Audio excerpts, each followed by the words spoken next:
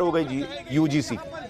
Supreme court ने आज इस फैसले पर ऐसी ऐसी टिप्पणियां की हैं जिसे सुनकर कोई भी हिल जाए।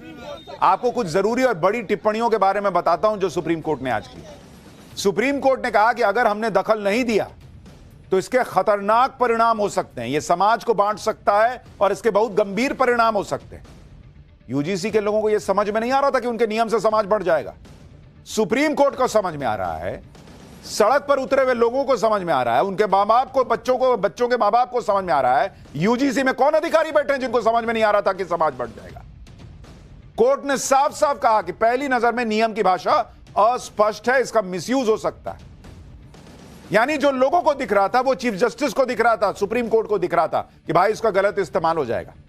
यहां लोग भ्रांति कह रहे थे कि भ्रांति है, क्रांति हो गई है कोर्ट के अंदर।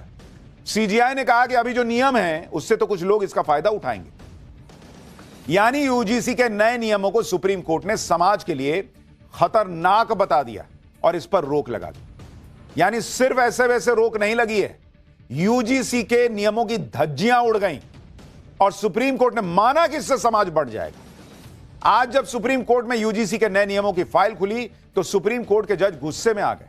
कोर्ट ने जो नियम देखे उसे देखकर वो अपना गुस्सा नहीं रोक पाए। Chief justice of India Suryakant ने कहा कि अनुसूचित जातियों में भी कई लोग अब आर्थिक रूप से समृद्ध हो चुके हैं। हमने अब तक जो जाति विहीन समाज की दिशा में प्रगति की है, क्या हम पीछे जा रहे हैं क्या बॉस? इसी तरह कैंपस में अलग अलग जातियों के लिए अलग अलग हॉस्टल के सुझाव पर भी चीफ जस्टिस भड़क गए। कहा कि फॉर गॉड सेक, भगवान के लिए डोंट डू दिस, ऐसा मत कीजिए। हम सब साथ रहते आए, भारत की एकता शैक्षणिक संस्थानों में भी दिखनी चाहिए।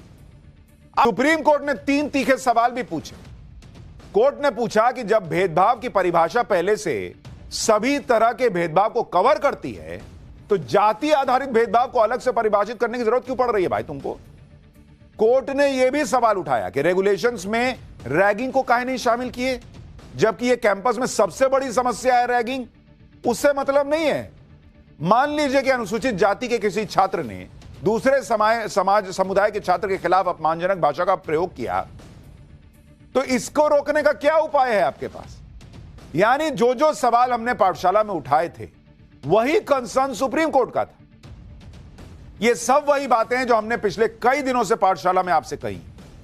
जब हम समाज को एक करने की बात कर रहे हैं, हिंदू एकता की बात कर रहे हैं, बड़ी मुश्किल से हिंदू एक होता दिखने लगा है, तो आप जातियों की बात करके हिंदू को बांटने का प्रयास क्यों कर रहे हो भाई? उस वक्त यूजीसी के ऐसे नियम कैसे आ गए जो जाति के आधार पर बंटवारे को बढ़ा देंगे?